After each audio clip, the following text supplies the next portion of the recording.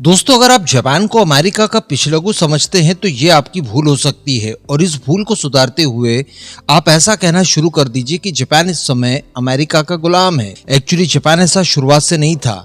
China को तो Japan ने इतना मारा है ना पास्ट में, जिसकी कल्पनाएं करना मुश्किल है। दोनों ही कोरियन देशों के ऊपर जब वो कंबाइंड थे, एक ही थे, उनके ऊपर दशकों तक अपना आधिपत्य भी रखा है। ऐसा मान लीजिए कि जापान उभरता हुआ सुपर पावर था। ब्रिटेन को चैलेंज करके अमेरिका ऊपर गया, अमेरिका को चैलेंज करने के लिए सोवियत यूनियन खड़ा हुआ, पैरेलली जापान भी खड़ा हुआ। और आज जिस तरह से चाइना और भारत लगातार इनके सामने खड़े हो रहे हैं, किसी जमाने में जापान भी हो रहा था। लेकिन इसके बाद देखने के लिए मिला अमेरिका ने सिलसिलेवार तरीके से पहले सोवियत यूनियन को समाप्त किया, उसके बाद जापान के ऊपर न्यूक्लियर वेपन से हमला किया और आज की परिस्थितियां देखें तो जापान को ऑलमोस्ट अपना गुलाम ही बना लिया है। जापानीज लोग सांसें भी लेते हैं तो ऐसा समझ लीजिए कि अमेरिका की परमिशन के बाद ही लेते हैं। ऐसी परिस्थिति में जापान को अपना अलग से कुछ अब करना बहुत ज्यादा अनिवार्य है, क्योंकि जापान भी पिछले कुछ समय से लगातार अमेरिका की गतिविधियां देख रहा है। एशिया के अंदर अमेरिका का सबसे भरोसेमंद अलाई हो सकता था भारत, था भी। इवन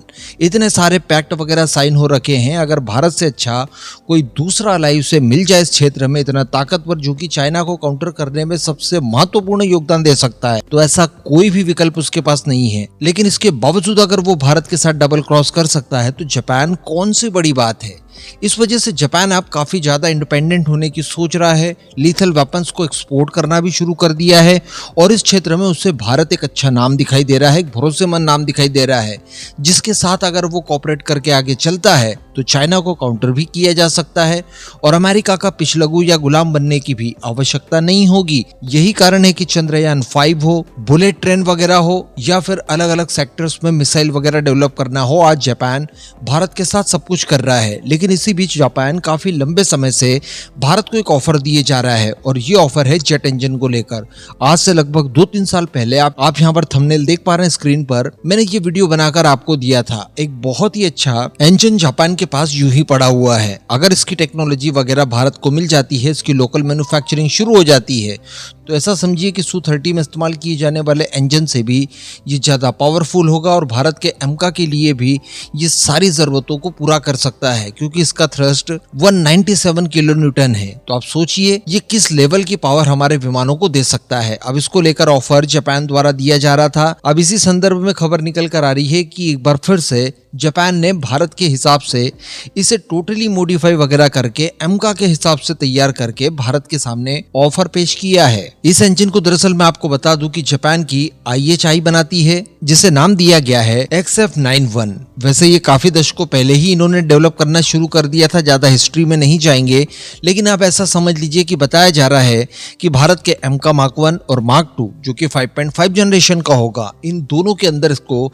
आसानी से इस्तेमाल किया जा सकता है। इसके लिए जापान द्वारा बताया जा रहा है कि ऑफिशियली भारत को ऑफर दे दिया है, जिसमें ये लोग भारत के साथ इसके को डेवलपमेंट और लोकल मैन्युफैक्चरिंग वगैरह के लिए पूरी तरह से तैयार हैं और साथ में टेक्नोलॉजी ट्रांसफर भी ये लोग भारत को करने के लिए तैयार हैं। तो अच्छी बात देखने के लिए ये मिल रही है कि अमेरिका के रूखेपन के बाद भारत के पास इंजन्स के कई सारे ऑफर्स इस समय आ चुके हैं, जिसमें जापान नया है। इससे पहले हमारा ऑल वेदर फ्रेंड फ्रांस तो तैयार है ही, उसके द्वारा कह ही दिया गया है। साथ ही हमारी जो कावेरी परियोजना है वो भी काफी हद तक आगे बढ़ रही है। कल मैंने आपको उसको लेकर जो लेटेस्ट अपडेट थे वो भी दिए थे।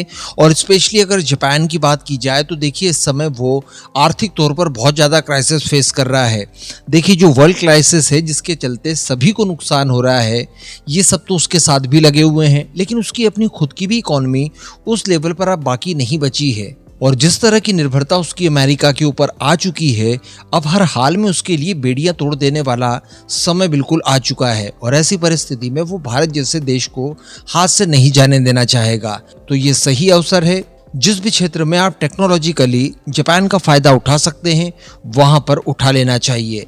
कुछ भी हो जाए, अंत में आप जापान को लेकर ये तो कह सकते हैं, इतना विश्वास किया जा सकता है कि उनके द्वारा अगर कोई कमिटमेंट किया जाता है तो हर हाल में उसे वो पूरा करके रहेगा। और अभी समय अच्छा इसलिए भी है कि अमेरिका भारत से रूखा व्यवहार जरूर कर रहा है, लेकिन एकदम से भारत के अगेंस्ट नहीं हुआ है, तो वो जापान को चाहकर भी भारत का साथ देने से रोक नहीं सकता। परिस्थितियां बहुत ज़्यादा बिगड़ जाए उसके बाद जापान को अमेरिका रोके, ऐसी परिस्थितियां आने से पहले ही हमें हरी अप कर लेने की आवश्यकता है। इस पूरे मुद्दे पर अब आपका क्या मानना है नीचे कमेंट करके ज़रूर बताइएगा।